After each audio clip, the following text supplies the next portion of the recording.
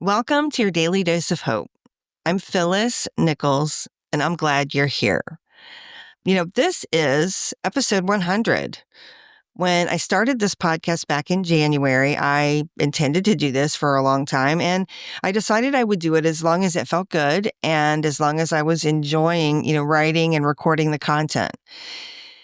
So after 100 episodes, I just wanted to share a few insights on how things look now that we've been doing this for a while. And first, let me say I still like doing this. And in some ways, it's easier than ever. I thought I'd run out of things to say, but the more that I do this, the more hope-related things pop up, the more things people share with me. So thanks. That's really made it great.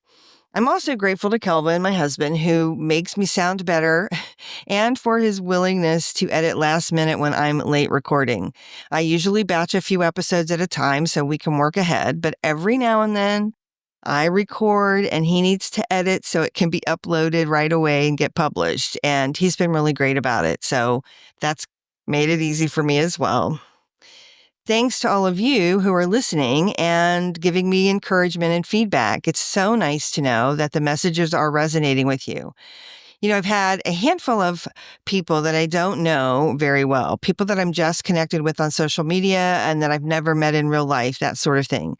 But I've had people like that reach out to me to tell me that a particular episode came on a day when they really needed to hear it. And that was just so rewarding to hear. Certainly, my good friends have been incredibly supportive, and I want to thank them too. And thanks to all of you. Many of you, they've shared the show with your contacts. I know several of my friends have emailed their email list and their contacts and shared the podcast that way. And some people have posted the podcast on social media, and I'm really grateful to you for helping me get the word out. Every time somebody does that, more people subscribe and more people become regular listeners, so we really appreciate that. Mostly I'm glad, maybe this is selfish, but this has helped me stay optimistic and hopeful, especially on days when the news and world events are anything but positive. And it feels like sometimes there's more of those days than ever. So I'm going to keep sharing and keep publishing as long as it feels easy and joyful to create, and as long as you'll join me and listen in. So thanks for being part of a hope movement. It occurs to me that when one person looks for the good in the world, it helps them and the other person.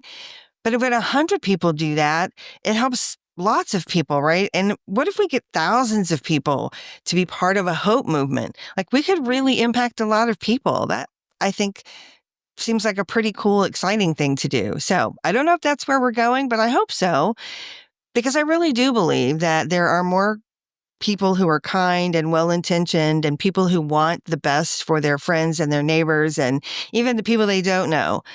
There's more of us than those who want to divide us. And I think if we all stick together, we can make kindness and hope our superpower. And that's not nothing. So thanks for being here for all these episodes. And here's to 100 more. This podcast is part of the Sound Advice FM network. Sound Advice FM. Women's voices amplified.